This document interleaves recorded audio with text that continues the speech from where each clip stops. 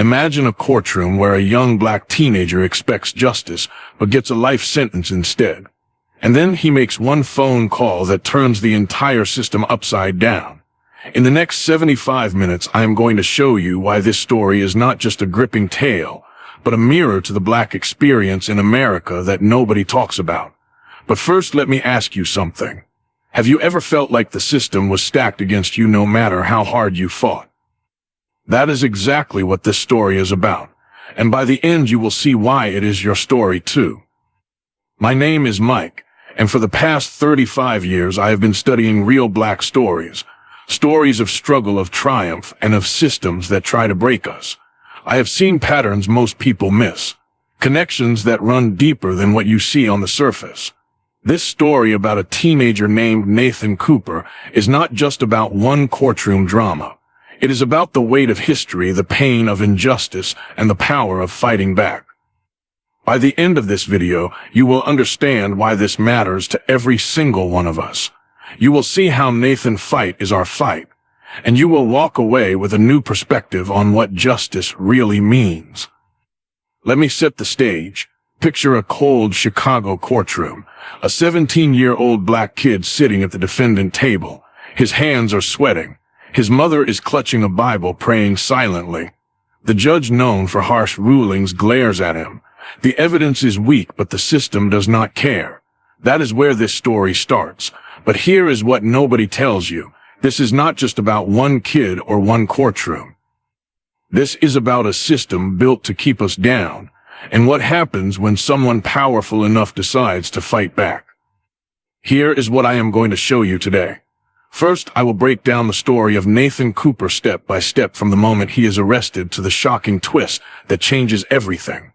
Second, I will connect this to our history, showing you how these injustices are not new, but part of a long pattern. Third, I will dig into the hidden layers, the symbolism, and the deeper truths this story reveals about our community. Fourth, I will show you how this story mirrors what is happening right now in our neighborhoods. And finally, I will share the profound truth that ties it all together, a truth that will make you rethink everything you thought you knew about justice. But here is the thing. If you do not stick with me, you will miss the real message. And that is exactly what the system wants. They want us to stay distracted, to miss the deeper truths. But we are going to break this down in ways nobody else dares to. We are going to uncover the layers, expose the corruption, and find the hope within the struggle. This is not just a story. This is a blueprint for understanding our past, our present, and our future. Before we dive in, let me tell you why this story hit me so hard. I grew up in a neighborhood where the system felt like an enemy. I saw friends get caught up in things they did not do, watched families torn apart by unfair sentences. So when I heard Nathan's story, it was not just another tale. It was personal. It was like looking in a mirror. And I know many of you watching have felt that same sting. That feeling of being targeted, of fighting a battle you did not start. That is why this matters.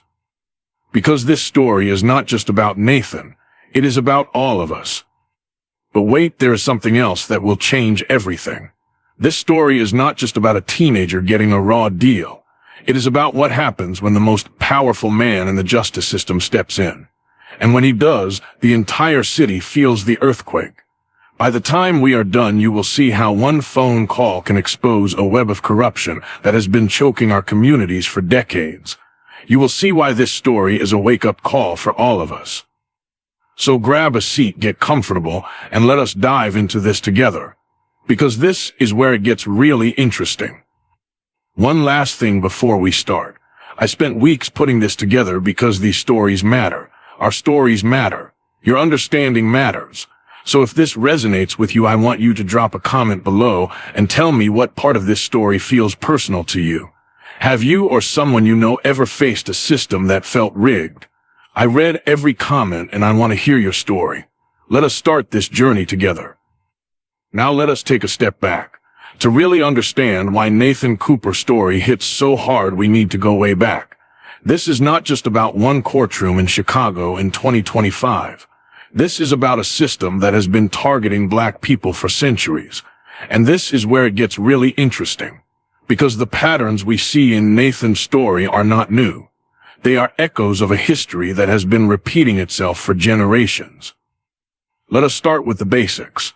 Nathan Cooper is a 17-year-old black teenager from a working-class neighborhood in Chicago. He is a good kid, gets decent grades, helps his mom with chores, but one day he gets arrested for a robbery he did not commit. The evidence is shaky.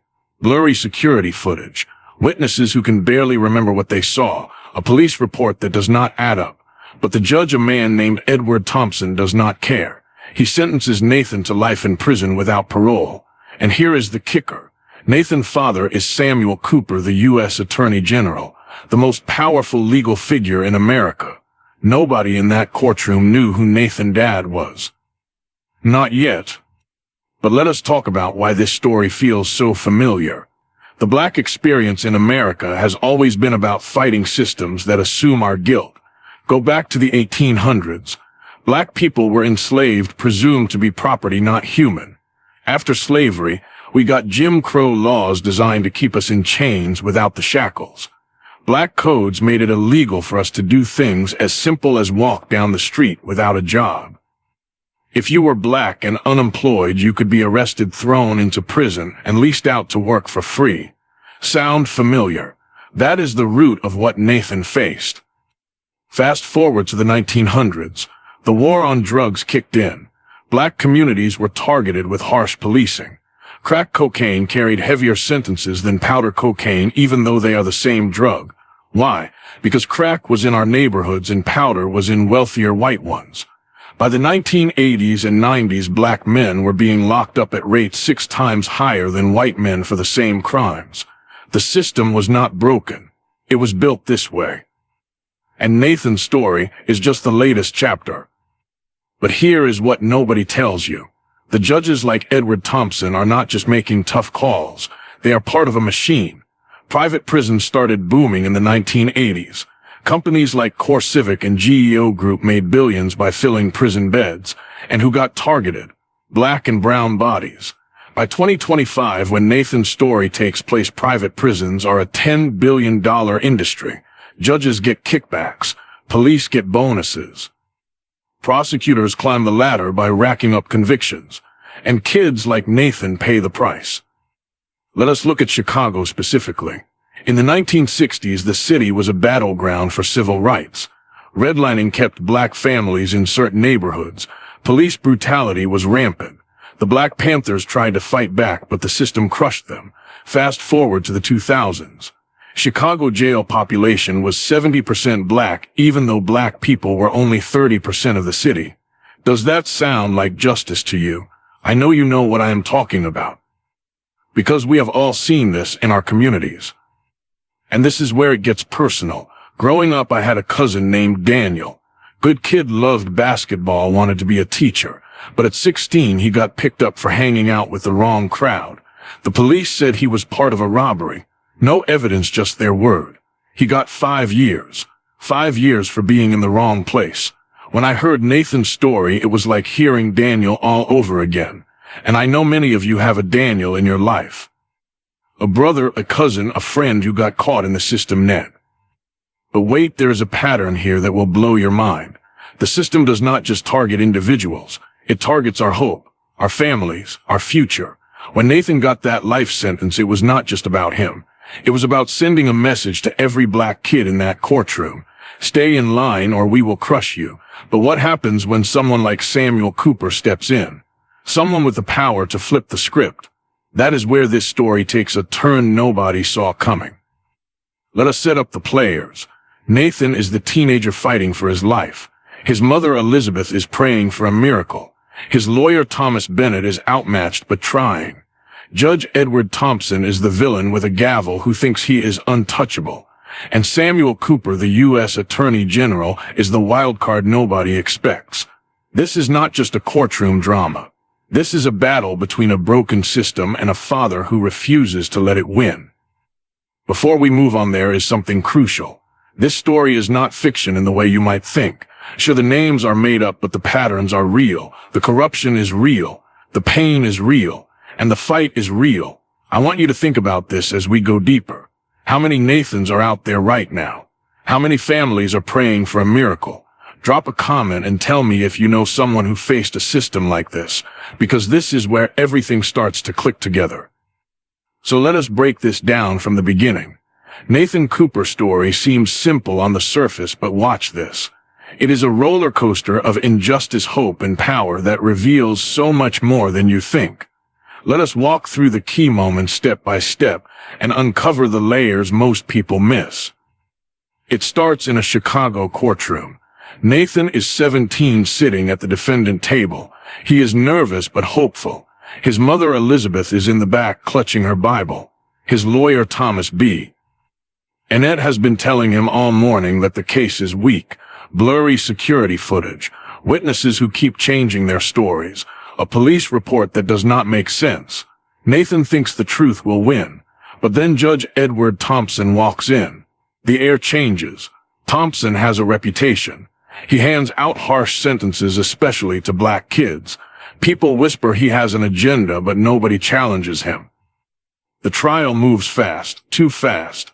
Thomas tries to point out the holes in the evidence, but Thompson shuts him down. The prosecution paints Nathan as a thug. They say he was part of a gang that robbed a store, but Nathan was not there. He was set up by kids he barely knew. The footage shows someone who looks like him, but it is grainy. The witnesses are not sure, but Thompson does not care. He looks at Nathan like he is nothing. His words cut deep. "Young man, you are a danger to this city. I am tired of people like you tearing it apart." This is where it gets really interesting. Thompson does not just sentence Nathan, he buries him. Life in prison without parole, for a 17-year-old with no prior record. Elizabeth collapses sobbing. Nathan freezes like the world has stopped. Thomas shouts that the sentence is too harsh, but Thompson just bangs his gauntlet and walks out. The guards cuff Nathan and start pulling him away. The courtroom is chaos, friends are yelling. Elizabeth is praying louder, but Nathan stays calm. He asks for one phone call. And this is the part that broke my heart. Nathan dials a number he knows by heart but rarely uses. His hands are shaking. The phone rings. A deep voice answers, "Son." Nathan's voice cracks. "Dad, it happened." There is silence, but you can feel the storm building. That voice belongs to Samuel Cooper, the U.S. Attorney General, the most powerful legal figure in America. Nobody in that courtroom knew Nathan was his son. Not the judge, not the prosecutor, not the guards. And that one call changes everything. Let us talk about why this moment hits so hard. On the surface, it is a plot twist. A kid in trouble calls his powerful dad, but look closer. This is about a system that assumes black kids have no one to fight for them. Thompson sentenced Nathan because he thought he could. He thought Nathan was just another kid from the hood with no power, no voice, no hope. But Samuel Cooper is not just any father. He is a man who can shake the system to its core. And that is where the real story begins. Let us break down the characters. Nathan is not just a victim. He is smart, resilient, and fighting to hold on to hope. Elizabeth, his mother, is the heart of the story. Her prayers are not just words, they are a symbol of every black mother who has ever fought for her child. Thomas Bennett, the lawyer, is out of his depth, but he tries. He represents the people who want to help but are stuck in a broken system. Judge Thompson is the face of that system, cold, calculating, and blind to justice. And Samuel Cooper is the force of change. A black father who knows the system inside out and refuses to let it win. But here is what nobody tells you about this scene. The courtroom is not just a setting. It is a symbol. It is every place where black people have been judged without a fair shot. The gavel is not just a tool. It is the weight of a system that has been slamming down on us for centuries. When Thompson sentences Nathan, he is not just punishing one kid. He is sending a message. Know your place. But when Nathan makes that call, he sends a message back. We are not powerless. We will fight. This is where it gets complex, but stay with me. The story is not just about what happens in the courtroom. It is about what it reveals. The blurry footage, the shaky witnesses, the rushed trial, they are not mistakes. They are deliberate. The system is designed to convict kids like Nathan, to fill prison beds, to break families. And Thompson is not just one bad judge. He is part of a network, private prisons, corrupt cops, prosecutors who look the other way. This story is about peeling back those layers. Before we move on, I need you to really focus on this next part, because what happens after Nathan Call is where the story explodes. Samuel Cooper does not just fight for his son. He takes on the entire system, and what he uncovers will make you angry. It will break your heart, but it will also give you hope. Drop a comment and tell me what you think about Nathan phone call. Did it give you chills? Because it sure did for me. This is where it gets personal, and this is where it gets real. Because Nathan Cooper's story is not just a drama. It is a mirror reflecting our reality. It is our neighborhoods, our families, our fight. And I know you know exactly what I am talking about. Let us talk about what happens next. Samuel Cooper hits the ground running. Before sunrise, federal SUVs roll up to the courthouse. U.S. Marshals secure the building. Reporters swarm in. Samuel storms into Judge Thompson's office. Thompson tries to play it cool B.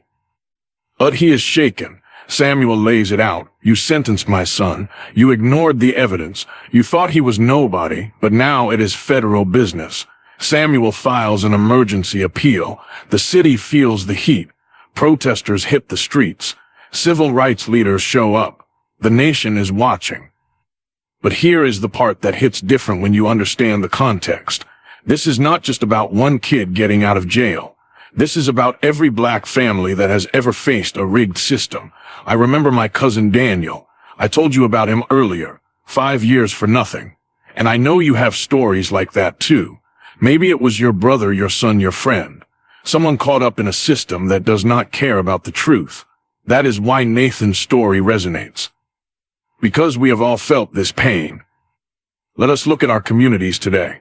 In 2025, black men are still 6 times more likely to be incarcerated than white men. Black teenagers are 3 times more likely to be arrested, and private prisons are still making billions. Chicago is not alone. From New York to Atlanta to LA, the story is the same. Police target our neighborhoods. Judges hand out harsh sentences, and families are left to pick up the pieces. Nathan's story is not just a story. It is our lived experience. But wait, there is something crucial. Samuel Cooper does not just fight for Nathan. He uncovers a web of corruption. His investigators find bribes from private prison companies, cops faking reports, judges like Thompson meeting quotas to fill prison beds. This is not fiction. This is happening right now. In 2023, a report showed that private prisons housed 8% of the U.S. prison population, but made up 30% of the complaints about inhumane conditions. Our people are not just being locked up, they are being exploited. This is where it gets really personal. I remember talking to my aunt after Daniel went away. She said it felt like the system stole her son, not because he did something wrong, but because he was black and they could. I know you have felt that too. That anger, that helplessness. But here is what Nathan's story shows us. We are not helpless. When Samuel Cooper fights back, he is not just a father. He is every one of us who refuses to give up, who keeps pushing even when the system tries to break us. And this is the part that will make you angry. Samuel's investigation finds that the cop who arrested Nathan was tied to a private prison CEO. The judge was taking bribes. The prosecutor knew the evidence was weak but pushed for a conviction anyway.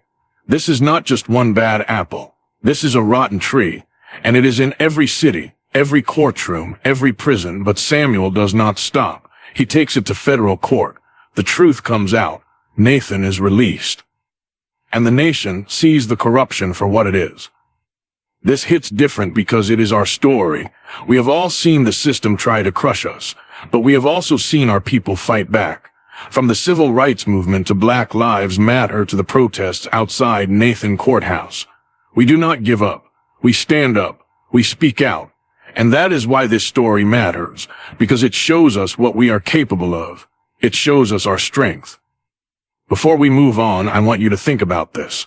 What does Nathan's story mean to you? Have you seen this kind of injustice in your own life? Drop a comment and share your story, because this is not just about Nathan. This is about all of us. And this next part is going to reveal the deepest truth of all. The one that ties everything together and shows us why this fight is far from over. Here is the truth nobody wants to talk about. Nathan Cooper's story is not just about one kid or one courtroom. It is about a system that has been trying to break black people for centuries. And I know some of you watching right now have felt this exact thing. The weight of a world that sees you as less than. But this story also shows us something else. It shows us our power, our resilience, our hope. Let us go back to the story. Nathan is released. The crowds cheer. His mother Elizabeth hugs him so tight she does not let go. Samuel stands beside them, his face showing the strain of the fight. But he is not done. He launches a national initiative to reform sentencing laws. He and Nathan travel together, speaking at schools, churches, community centers. They become symbols. Father and son fighting a system that tried to crush them. And they are winning. Courts start changing. Private prisons face lawsuits. Laws get rewritten. But here is where it gets really interesting. Samuel finds something that shakes him. A photograph in an unmarked envelope. It shows a man shaking hands with all the officials Samuel has taken down. On the back in red ink it says, "I built this system. You cannot reach me. This is not Judge Thompson. This is not the cop or the prosecutor. This is someone higher, someone untouchable." Samuel calls Nathan. There is someone else, he says. This goes deeper. And Nathan does not hesitate. Then we keep going, Dad, together. This is the deeper truth. Justice is not a destination. It is a fight. A fight we have to keep waging because the system is not just broken. It is built to work against us. From slavery to Jim Crow to mass incarceration to private prisons. It is all connected. But so are we. Our history, our pain, our strength. When Samuel and Nathan keep fighting, they are not just fighting for themselves. They are fighting for every black person who has ever been wronged by the system. And this is where it gets personal. I know you have felt this. The exhaustion of fighting a system that never seems to change. The anger of seeing our people targeted again and again.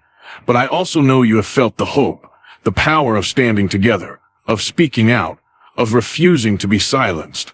Nathan's story is a reminder that we are not powerless, we are not alone, and we are not done.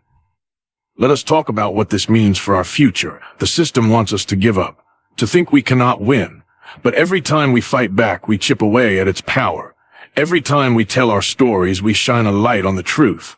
Samuel and Nathan show us that one voice, one fight can start a movement. And that movement is happening right now. In our communities, in our protests, in our votes. We are changing the game. But wait, there is one more layer, the most important one. This story is not just about exposing corruption. It is about reclaiming our power. It is about saying, we see you, system. We know what you are doing, and we are not going to let you win. Nathan's phone call was not just a plot twist. It was a declaration. We have power. We have people who will fight for us. And we will keep fighting until the system changes. This is the part that broke my heart and gave me hope, because I have seen this fight in our communities. I have seen mothers like Elizabeth praying for their kids.